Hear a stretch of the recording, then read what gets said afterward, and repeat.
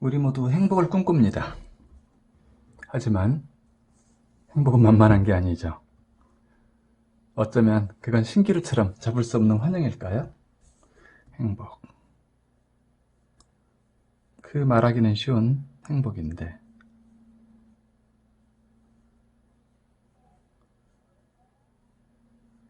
이 글씨를 쓰기는 쉬웠을까요?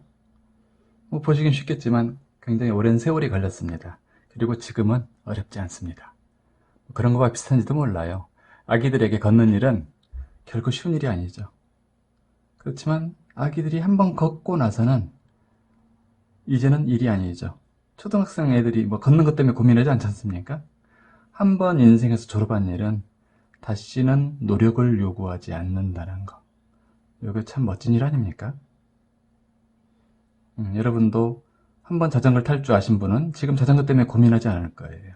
수영도 그렇겠죠. 저는 수영을 졸업하지 못했기 때문에 지금도 고민스럽습니다. 한번 졸업한 것, 숙제를 완료한 것, 사람 관계든 사랑이든 또는 무엇이든 그런 숙제는 다신 다가올 필요가 없다는 것이죠. 그렇다면 우리는 행복의 일이 있어서 아직 유아기를 벗어나지 못했는지도 몰라요.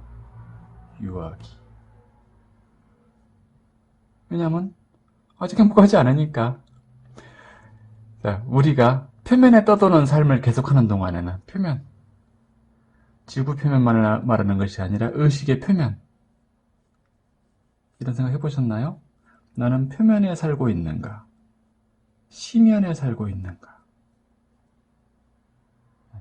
겉은 한글로는 겉이라고 합니다.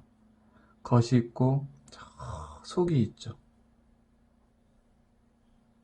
무엇이 내 스테이지인가?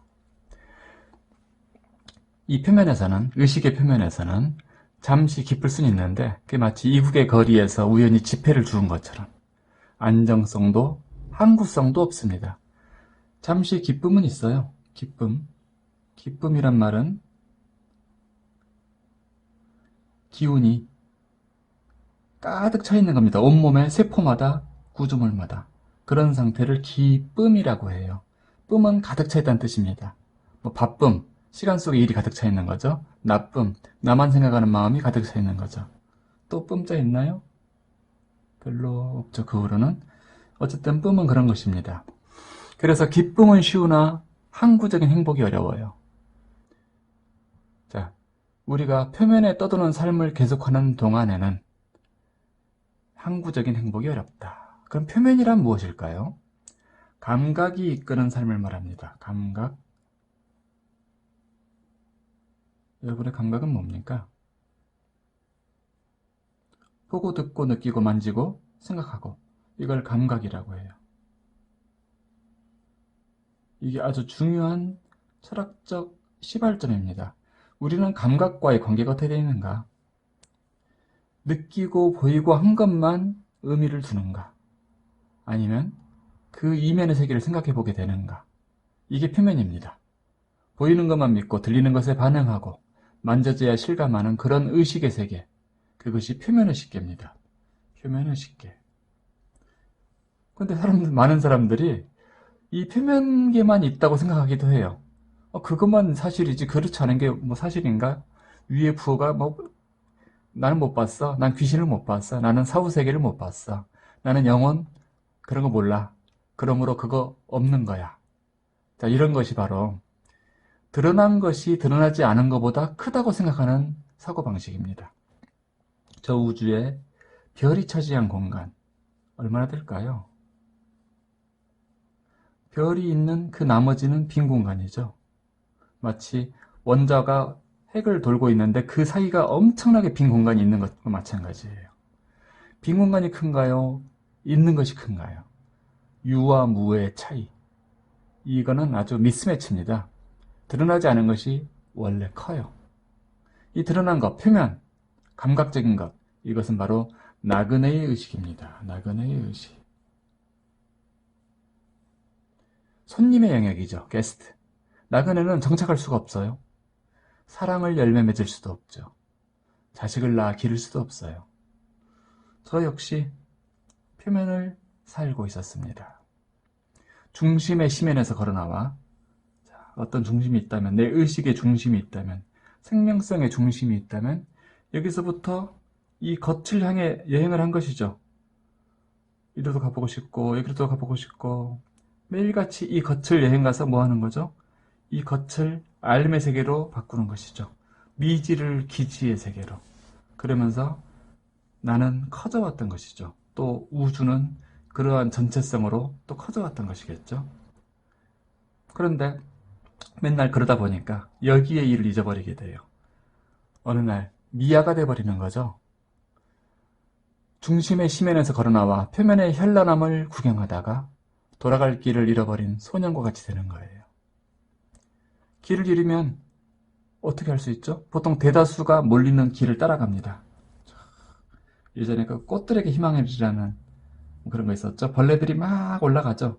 왜 올라가는지도 모르고 올라가요. 따라서 나도 올라가 보자. 안 올라가면 안 될 것 같아. 그러면서 마치 미로 속의 개미 같은 행렬, 흐름을 따라가는 삶. 대학이나 직장생활 자체가 그렇다는 뜻은 아닙니다. 내가 깊은 내면의 선택을 한 것이 아니라 불안을 바탕으로 그 흐름에 휩쓸리며 살아간 모습이죠. 한 장으로 들 줄 알았더니 안 되네.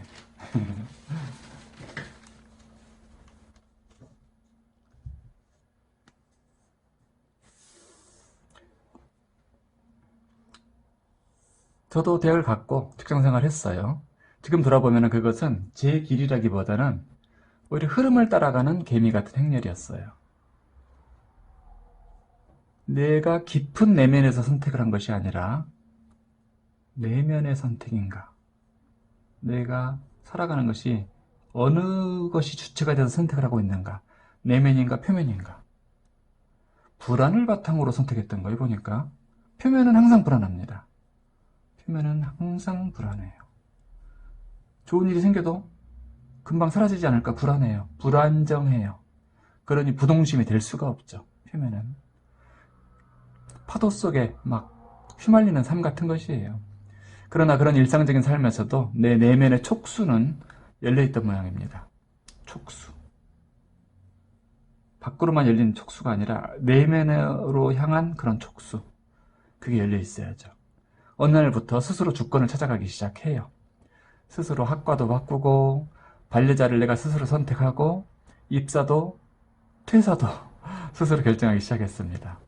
그리고 나서 평생에 할 일을 찾기 시작했습니다. 늦은 걸까요? 아니에요. 저는 아무리 늦어도 평생 할 일을 찾는 것은 늦지 않다고 생각합니다. 여러분도 지금도 평생 늙어서도 이 일을 하다 죽어도 괜찮겠는가 할 만한 일이죠.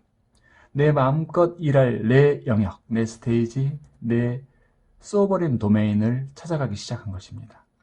저 같은 경우는 서예를 몇십 년 했어요. 그리고 또 이걸 하면서 제 길을 찾은 것 같았는데 이것만이 아니라 수많은 일들이 저를 유혹하더라고요. 시를 써봐, 소설 좀 써봐, 시나리오 써봐, 그림 그려봐, 명상해봐, 바둑 둬봐.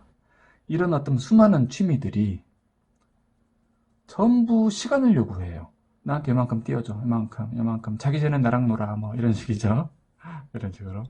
그러다 보니까 내가 할 수 있는 영역이 점점 분할되는 거예요.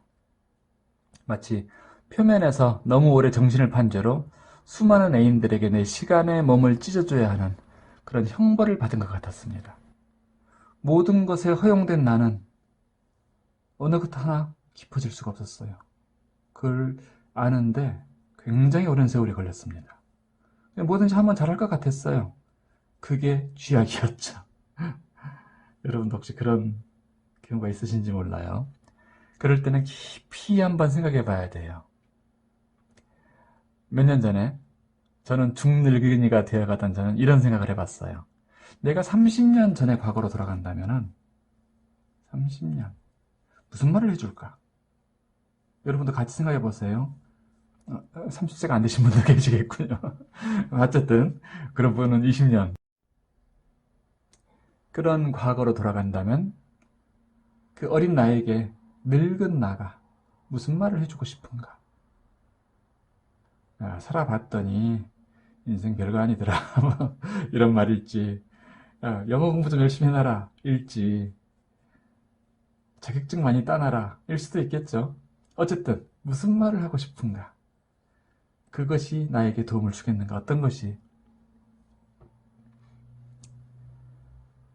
성공한 미래도 못 되는 내가 과거의 나에게 뭐 무슨 말을 해주겠나 싶었지만, 그래도 잘 생각해 봐야 돼요. 뭔가 해줄 말 한마디쯤은 있지 않을까? 그래도 더 살았는데. 그래서 부질없이 꼰대처럼 내 의식의 주머니 속을 뒤적거려 봤습니다. 어느 날 갑자기 한마디가 떠올랐어요. 시면으로 들어가라. 저도 이 말을 떠올리고 나서 한참을 생각해 봤습니다. 이게 뭔 소린지. 내가 떠올리고도 무슨 말인지가 얼른 정립이 되지 않았어요. 시면, 의식의 깊은 자리죠. 거기로 들어가라. 이 순간 마치 저는 전두엽을 에밀레 종의 타봉을 얻어맞은 듯 했어요. 나를 휘감고 있던 수많은 방향키들이 뒤엉키기 시작하더라고요. 쉬프트와 컨트롤과 엔터키가 부러지는 소리가 들렸습니다. 시면으로 들어가라. 그 말은 과거의 나만이 아닌 지금의 나. 지금이 한자인가 아세요? 지금. 그리고 미래의 나까지 아주 청천벽력처럼 들려왔어요. 그러자 내 전 존재가 그 소리에 반응했죠. 완전히 이해하지 못했는데도, 그런데도 격렬하게 전율했습니다. 그리고 내 인생은 이전과는 뭔가 다른 박자가 일어나기 시작했고, 그에 맞춰 새로운 스텝이 시작됐어요. 나는 끌려다니는 삶에 실증을 느꼈습니다. 더 이상 게스트의 위치에 있는 것에 치미는 회의를 느꼈는지도 몰라요. 아니, 어쩌면 중심을 잃어버린 삶에 허망함을 느꼈는지도 몰라요. 중심을 잃어버린 삶.